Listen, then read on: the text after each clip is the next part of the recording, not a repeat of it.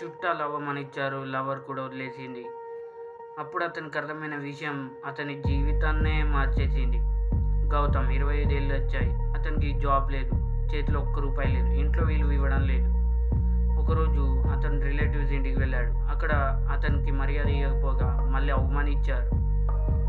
అతను లైక్ తీసుకొని next day అతని లవర్ ఇంటికి వెళ్ళాడు.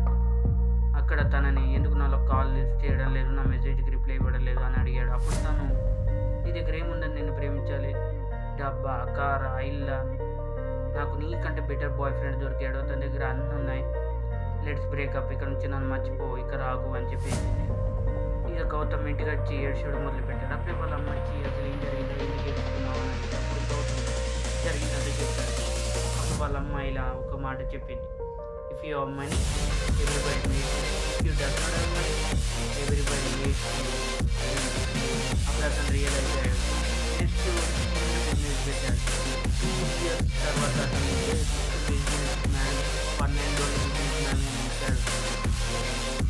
ఎవరైతే అతను బాగుపడారా అన్నారో వాళ్ళే అతని దగ్గరికి వచ్చి బాగున్నావా బాబు, బాగున్నావా బాబు అని పలకరించారు. లేని ప్రేమతో ఇందులో మోరల్ ఏంటో తెలుసా? నీకు రెస్పెక్ట్ కావాలా, డబ్బు సంపాదించు.